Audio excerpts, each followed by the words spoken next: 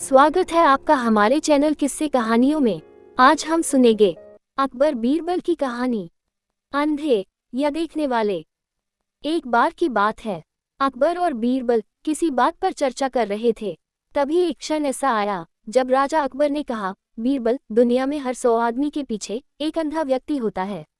राजा की यह बात सुनकर बीरबल ने उनकी इस बात पर असहमति जताते हुए कहा, महाराज, मेरे हिसाब से आपका आकलन कुछ गलत प्रतीत होता है। सही मायने में तो दुनिया में अंधों की संख्या देखने वालों के मुकाबले काफी अधिक है। बीरबल का ये जवाब सुनकर राजा अकबर को काफी आश्चर्य हुआ। उन्होंने कहा, जब हम अपने चारों ओर देखते हैं तो देखने वाले लोगों की संख्या अंधों से अधिक ही मालूम होती है। ऐसे में अंधों की संख्या देखने वालों के मुकाबले अधिक कैसे हो सकती है? राजा अकबर की इस बात को सुनकर बीरबल कहते हैं, महाराज, किसी दिन मैं आपको ये बात प्रमाण के साथ साबित करके जरूर दिखाऊंगा कि दुनिया में अंधों की संख्या देखने वालों से अधिक है। बीरबल के जवाब पर राजा अकबर कहते हैं, ठीक है, प्रमाण के साथ इस बात को अगर तुम साबित कर पाओगे तो मैं भी इस बात को जरूर स्वीकार करूंगा। उस दिन ये बात यही रुक जाती है। करीब 2 दिन बीतने के बाद राजा अकबर इस बात को पूरी तरह से भूल जाते हैं, मगर बीरबल अपनी बात को प्रमाणित करने के लिए युक्ति सोचने में जुटे रहते हैं। करीब 4 दिन बीतने के बाद बीरबल को एक योजना सूझती है और वे 2 मुनीम को लेकर उनके साथ बाजार की ओर चल देते हैं। बीच बाजार पहुंचने के बाद बीरबल सिपाहियों से एक चारपाई की चौखट वहां मंगाते हैं और उसे बुनने के लिए रस्सी भी मंगवाते हैं। अब बीरबल अपने साथ लाए दोनों मुनीमों को आदेश देते हैं कि वे उनके दाएं और बाएं कुर्सी डालकर बैठ जाएं।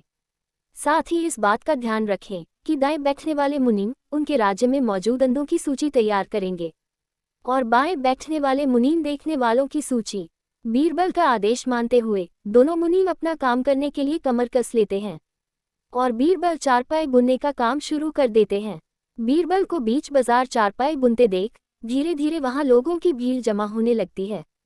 उस भीड़ में से एक आदमी अपने आप को रोक नहीं पाता है और वह बीरबल से पूछ लेता है, आप ये क्या कर रहे हैं? बीरबल इस सवाल का कोई जवाब नहीं देते और अपने दाएं बैठे मुनीम को इशारा देते हैं कि वह अपनी सूची में इस आदमी का नाम लिख लें।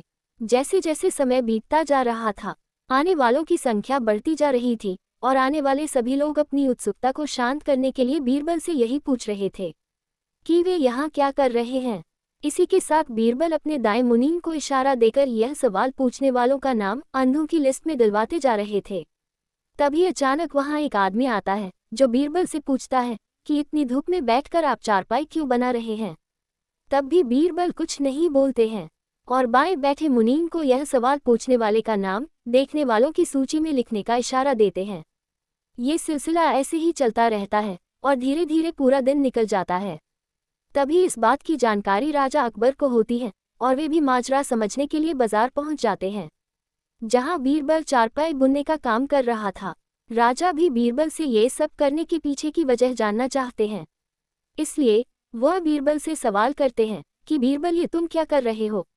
राजा का सवाल सुनते ही बीरबल अपने दाएं बैठे मुनीम को आदेश देते हैं कि अपनी अंधों की लिस्ट में महाराज अकबर का नाम भी शामिल कर दो।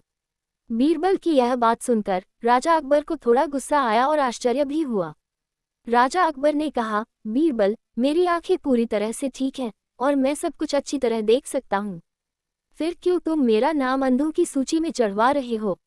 राजा अकबर के इस सवाल बार बीरबल मुस्कुराते हुए कहते हैं, महाराज, आप देख सकते हैं कि मैं चारपाई बुन रहा हूँ, फिर भी आपने सवाल किया कि मैं क्या कर रहा हूँ। अब महाराज, ऐसा सवाल तो एक अंधा व्यक्ति ही पूछ सकता है। बीरबल का यह उत्तर सुन राजा अकबर को समझ में आ गया कि वह कुछ दिन पहले की गई बात को प्रमाणित करने के लिए ये सब कर रहा है। ये बात समझ में आते ही राजा अकबर भी मुस्कुराते हैं और पूछते हैं, बीरबल, तो फिर बताओ कि तुमने अपने इस प्रयास से क्या पता लगाया? बताओ, देखने वालों की संख्या अधिक है या अंधों की? राजा के सवाल पर बीरबल जवाब देते हैं, महाराज, मैंने जो कहा था वही बात सच निकली कि दुनिया में देखने वालों के मुकाबले अंधों की संख्या ज्यादा है। मेरे द्वारा तैयार की गई दोनों सूची का मिलान करने से आप भी इस बात को अच्छी तरह से समझ सकते हैं। बीरबल का उत्तर सुनकर राजा अकबर जोर से हंसते हैं और कहते हैं, बीरबल, तुम अपनी बात को साबित करने के लिए कुछ भी कर सकते हो। कहानी से सीख। अकबर बीरबल की इस कहानी से यह सीख मिलती है कि दिखाई देने के बाद भी मूर्खतापूर्ण सवाल करने वाला व्यक्ति किसी अंधे के समान ही होता है।